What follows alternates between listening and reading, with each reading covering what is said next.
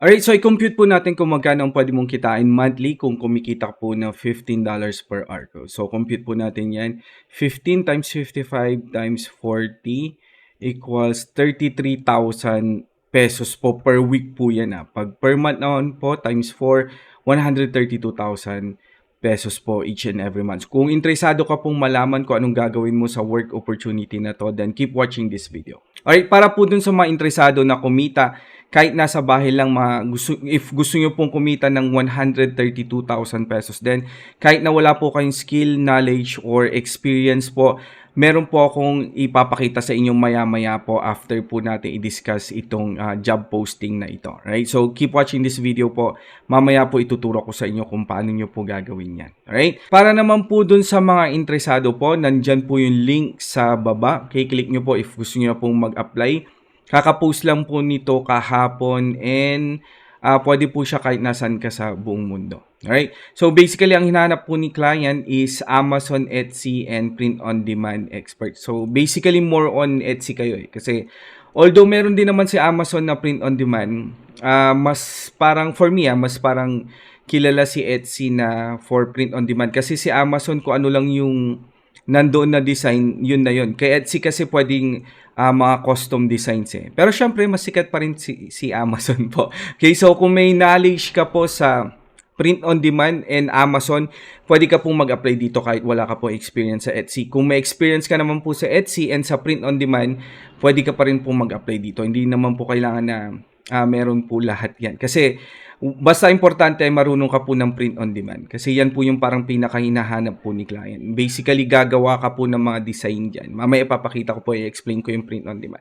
Right? So, ang offer po ni client is $5 to $15 per hour po. And currently, less than 10 pa lang po ang nag-a-apply. So, kung may kahit kapiranggot ka po ng idea sa print on demand and sa Etsy or sa Amazon, try mo lang pong mag-apply. Kasi ang ganda po nung offer ni client. And pwede ka pong kumita ng 132,000 pesos each and every month po. So ito po, itong opportunity na ito po, pwede ka pong nasa bahay lang at the same time kumikita po ng malaki-laki pong income, which is around 132,000. If OFW ka naman po, I'm sure po halos ganito rin po yung kinikita mo, di ba? So, hindi mo na po kailangan magsakripisyo dyan, pwede ka pong umuwi. Okay, and dito ka na lang po sa Pilipinas if gusto mo po. Okay, anyways, napakwento na naman po tayo. I-discuss po natin kung ano yung gagawin mo dito, yung possible na gagawin mo dito. Okay, para po dun sa mga hindi nakakaalam, ito po yung Etsy. Okay, pwede nyo po siyang i-check. Sikat po si Etsy sa mga apparel, custom products, personalized products, mga jewelries, t-shirt, sweatshirt, hoodies, mga mugs, mga ornaments, and so on and so forth po. And sikat din po sila sa digital products.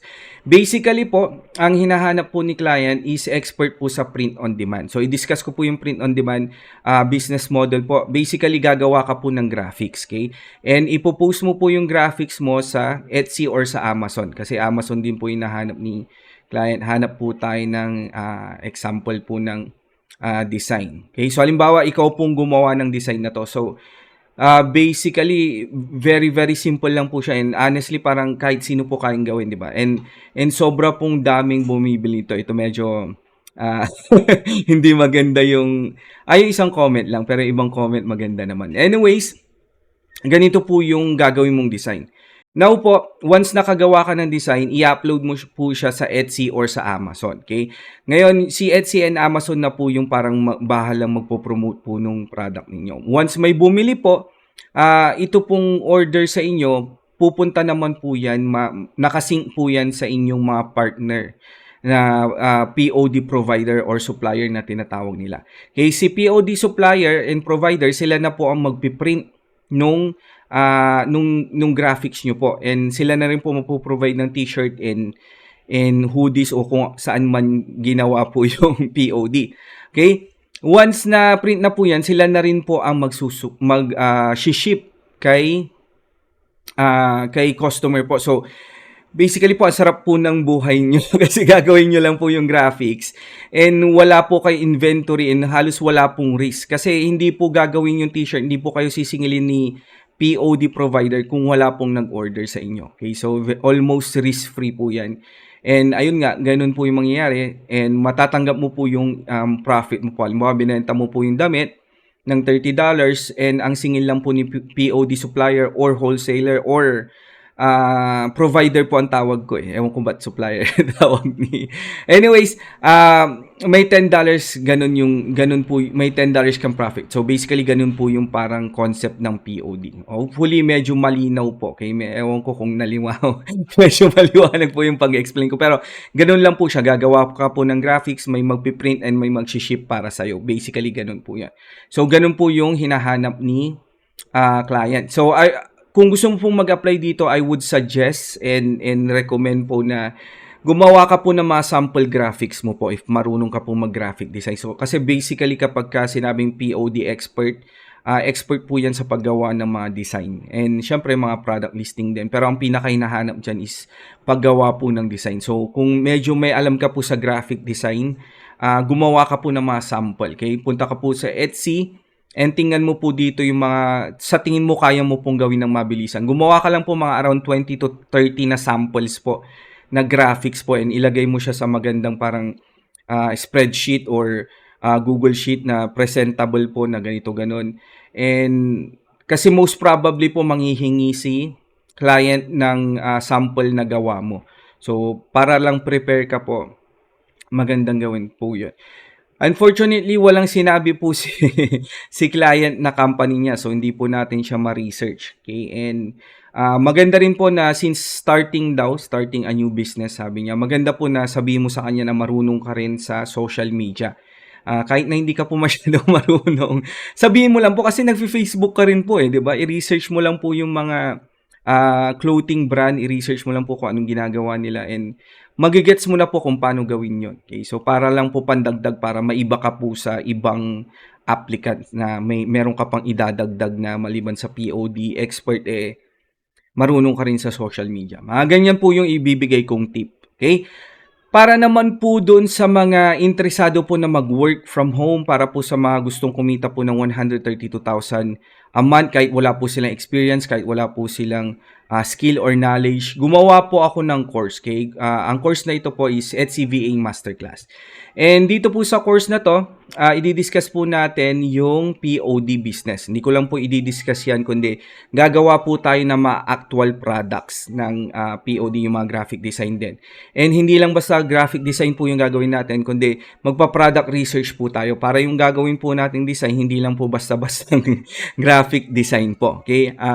Talagang yung po yung mga bumibenta, may nagre-research and may bumibili. Okay? So, ganun po yung matututunan mo dyan sa POD. Hindi lang po yan, matututunan mo po kung paano isync yung Etsy store mo sa Printify mo po. Yung Printify yung po yung POD provider na tinatawag. So, isisync mo yan pag may nag-order po sa inyo, automatic na po na ipaprocess yan ni Printify. So, lahat po yan matututunan mo po sa module number 7. And meron din po tayong social media management and advertising. Okay? So, gaya ng sabi ko kanina, if ang inahanap lang ni client is POD, idagdag mo na rin po na magaling ka sa social media management and marketing para dagdag pogi points or dagdag ganda points. Right?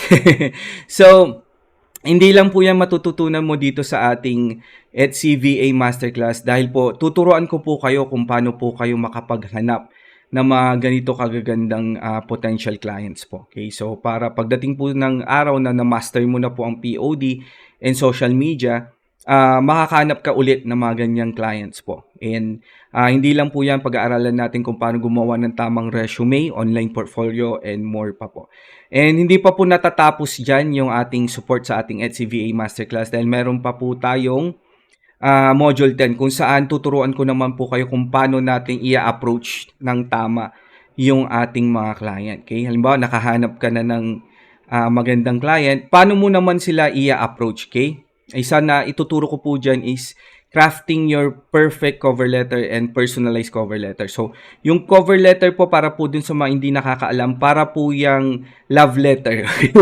Kung halimbawa si client po, yun po yung parang natitipuan mo po. Yung cover letter naman po is yung parang love letter po sa kanila. Okay? And ito naman po, sa module 10 din po matututunan mo yung mga iba't ibang script na magagamit mo for interview. Kasi syempre kapag napansin yung cover letter mo, magpapa-interview na yan.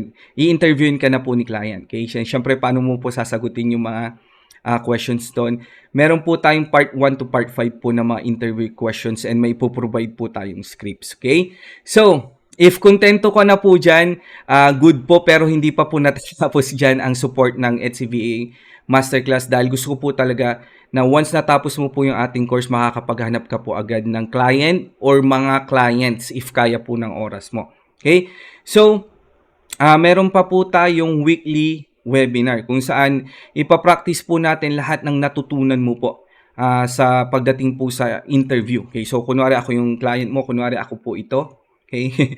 Kunwari ako po ito and ikaw po si applicant. And ipapractice po natin. So, tatanungin kita, can you show me how you do your graphics? How do you usually make sure that the graphics that you're creating is something that a lot of people will buy? Mga ganon. So, i-explain mo sa kanya, I do it by doing product research first, and then the way I do product research is like this, like that. Lahat po yan, ipapractice po natin by the time na magpa-interview ka po.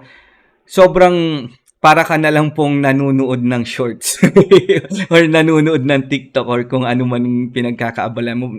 Very natural na and very confident ka na pong gawin. Okay?